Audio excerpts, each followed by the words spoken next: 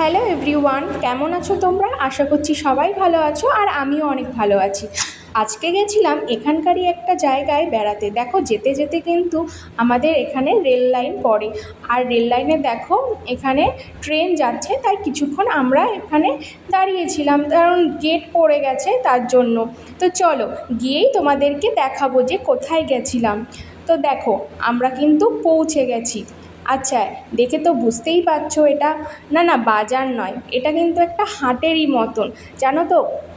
এখানে এসে না ফার্স্টেই মনে পড়েছিল যে আমাদের ওখানকার হাটের কথা, কারণ প্রায়ই আমি মায়ের সাথে হাটে যেতাম বাজার করতে। আর এই হাটটা মানে এখানকার কেউ তো হাট বলে না, বাজারই বলে। তো যেহেতু এইটা একটু দূরে ছিল বাড়ি থেকে, প্রায় 10 কিলোমিটার। তো চলো ফার্স্টেই চলে যাই মাছের দোকানে। দেখো এখানে কিন্তু অনেক মাছের দোকান বসেছিল।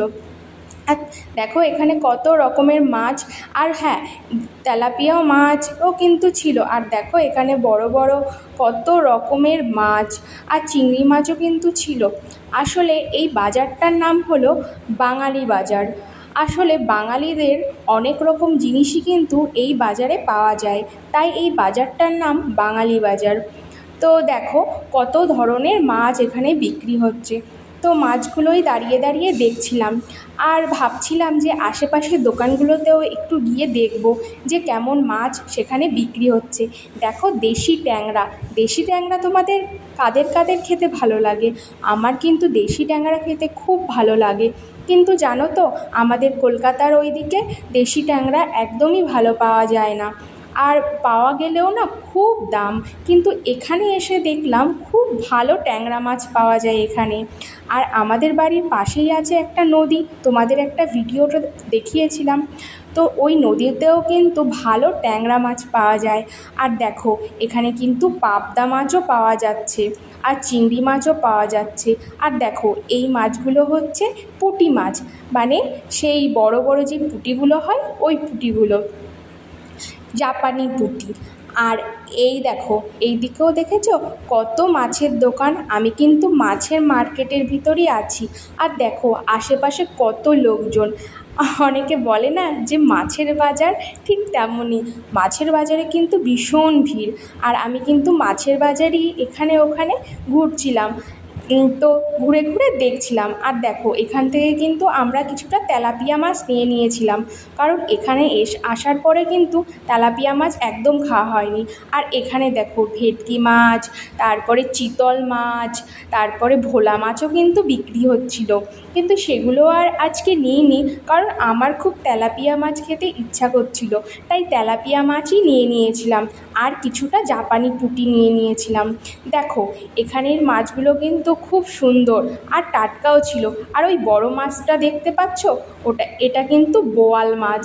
দেখো আমি ফার্স্টে কিন্তু দেখে বুঝতেই পারছিলাম না যে এটা কী মাছ। চলো এবার সবজি বাজার থেকে ঘুরে আসি। দেখো কত টাটকা টাটকা সবজি। আর এখানে দেখো পেঁয়াজ, রসুন, আলু, কত রকমের সবজি এখানে বিক্রি হচ্ছে। আর পাশে ছিল ফলের দোকান। দেখো এখানে কিন্তু প্রচুর ফলও বিক্রি হচ্ছিল। আর দেখো কত মানুষ চারিপাশে, সবাই কিন্তু কেনাকাটা করছিল।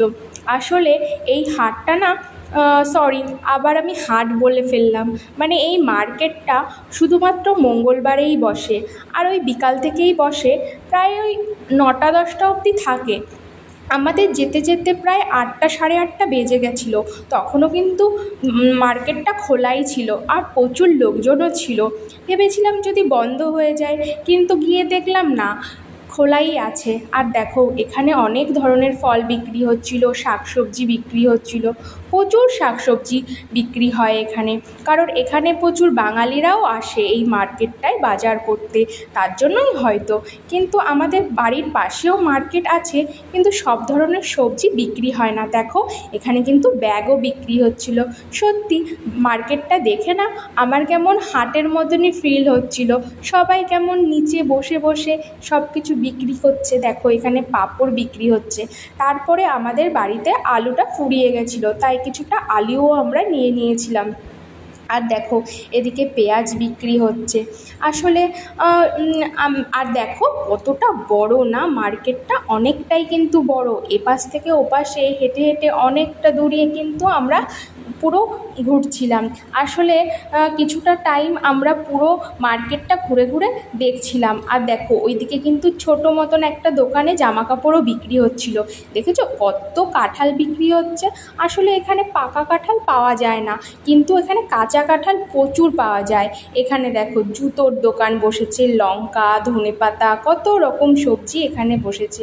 দেখতে কিন্তু খুব ভালো লাগছিল। আসলে আবারও আমরা সবজি মার্কেটের ভিতর চলে এসেছিলাম, কারণ আমরা খুঁজছিলাম কচু। কারণ শুনেছিলাম এখানে তো মানকচু পাওয়া যায় না, কিন্তু শুনেছিলাম ঘট কচু পাওয়া যায়, তার জন্য কচুই খুঁজছিলাম। কিন্তু দেখো এখানে দেখো এখানকার ফেমাস ফল এটা হচ্ছে তোমার খরপোচা। খরপোচা খেতে খুবই ভালো লাগে, অনেকটা বাঙির মতন খেতে। আর দেখো এখানে ফুলকপি, পটল, উচ্ছে, গাজর, বিট, শসা সব কিছু বিক্রি হচ্ছিল। তারপরে দেখো আমরা কিন্তু কচু খুঁজছি সেই তখন থেকে, কিন্তু কচু কিন্তু আর খুঁজে পেলাম না। তো কী আর করা যাবে, চলো। তারপরে দেখো আমরা অন্যদিকে চলে এসেছি। এখানে দেখো অনেক ধরনের মশলা বিক্রি হচ্ছে, পাঁপড় বিক্রি হচ্ছে, তো বিস্কুট বিক্রি হচ্ছে। এখান থেকে কিছুই নিইনি, কিন্তু এখানে এসে দেখলাম গরম মশলা, এলাচ, দারচিনি, পোস্ত, তেজপাতা, শুকনো লঙ্কা। তো এখান থেকে দু প্যাকেট আমি শুকনো লঙ্কা, পোস্ত আর হচ্ছে এলাচ আর হচ্ছে তেজপাতা নিয়ে নিয়েছিলাম। তারপরে দেখো এখানে এসে দেখলাম কচু বিক্রি হচ্ছে, তাই একটা কচুও নিয়ে নিয়েছিলাম। তার সাথে সাথে থোড়ও বিক্রি হচ্ছিল, কিন্তু থোড় আর নিইনি, শুধু কচুই নিয়েছিলাম। বাড়িতে আমাদের জমিতে কত কচু চাষ হয়েছে, আর দেখো এখানে আমাকে কচু কিনে খেতে হচ্ছে, কী আর করা যাবে। আর দেখো এখানে কিন্তু কাঁচা আম, তারপরে দেখো পুঁই শাকও বিক্রি হচ্ছিল। আর ওই পাশে বিক্রি হচ্ছিল গন্ধরাজ লেবু। দেখো কত পেঁপে, তাই না? ওই যে দোকান থেকে কচু কিনেছিলাম ওই দোকানটাই তার সামনে দাঁড়িয়েছিলাম। দেখো ওই যে গন্ধরাজ লেবু ছোট ছোট বিক্রি হচ্ছে, 10 টাকায় 3টে।